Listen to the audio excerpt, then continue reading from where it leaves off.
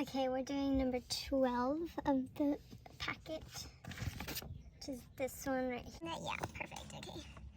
Alright, so we're going to start with one of our Pythagorean identities, with that being cosecant, because we're going to find cosecant. I like to look for the one that's, finding the one that we want to find first, which is this one. So, and then that one would be cosecant squared theta equals cot squared theta plus 1. And if we want to plug it in, we know that cot is already given to us, so we just want to plug that in. Cosecant squared theta equals 2 square root 6 over 5 square plus 1. After that, we're just going to want to do the exponent of that. So 2 times 2 is 4, square root 6 times square root 6 is square root 6 times 4 is 24, and 5 times 5 is 25 plus 1.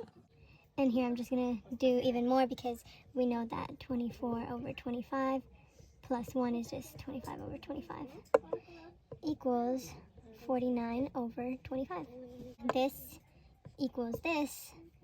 We have it where they're both, this is still squared, so we want to square that and square both the numerator and the denominator of that, which would give us cosecant equals square root of 49 is 7, and the square root of 25 we know is 5.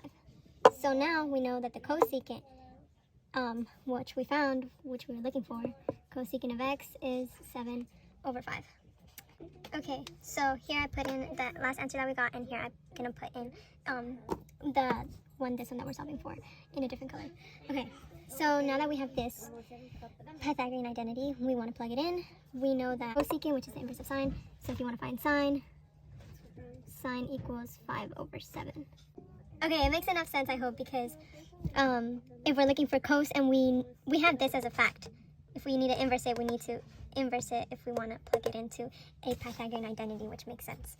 Okay, so now that we have that, we could just plug it in. Cos squared theta equals 1 minus 5 over 7 squared. And we just want to evaluate that. I don't know if that's the right term, but I'm just doing it right now. Okay, whatever. 5 times 5, 25 over 49. Right, okay. And then we're just going to do the same thing. We know that 1 is just like 49 over 49 minus 25 over 49 equals 24 over 49.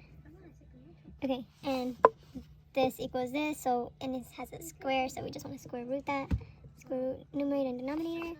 Cos equals, if we do this that way, it's like, I don't know, something and something. If you want to do it because you're a smarty pants, and you could pause the video and do it on your own because, to put your skills to the practice. But I'm just looking at my answer key here, and I have 2 square root 6 over square root of 49 is 7. And there we have it.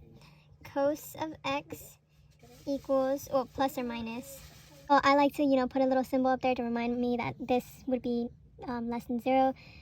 Secant is the inverse of cos. If secant has to be negative, then cos also has to be negative. So, negative 2 square root 6 over 7.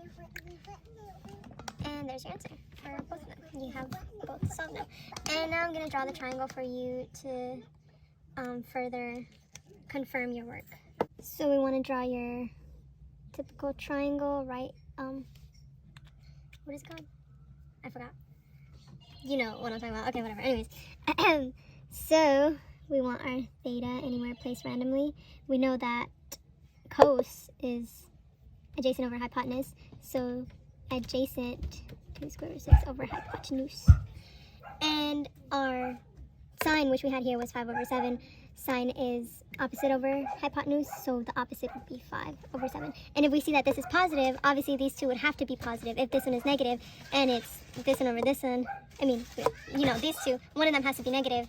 But if that one's not negative, that means this one has to be negative, which is right because this one's negative. And there you go. That's how you confirm your work and find answer to number 12 right here. Yeah. All right.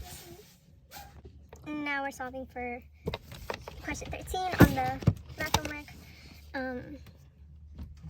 Yeah. So I want to start off with not forgetting my last step, which should have been my first step. Just reading it because we know what we're looking for. We're looking for cot, and when cos is this, and sine is negative because it's less than 0. Okay. Look for what other facts we're given here. So we're told that cos, which is secant, equals 7/1. We know that this is tan. Yeah, the inverse of tan. So now we have tan and secant. Tan and secant. Boom. Right there. Right there. Okay, now we want to apply it. So it was tan squared. Oh, because we want the one that's tan equals because we're looking for coat. The inverse of coat is tan.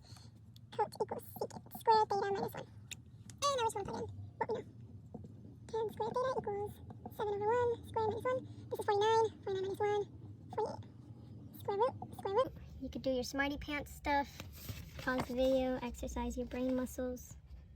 And such. Tan equals 4 square root 3. Okay. So now we have tan, but we're looking for coat, so we still want to inverse it. We're not done. So coat equals 1/4 square root 3. Want to rationalize it, so times square root 3 times square root 3 equals square root 3. 4 times 3, 12.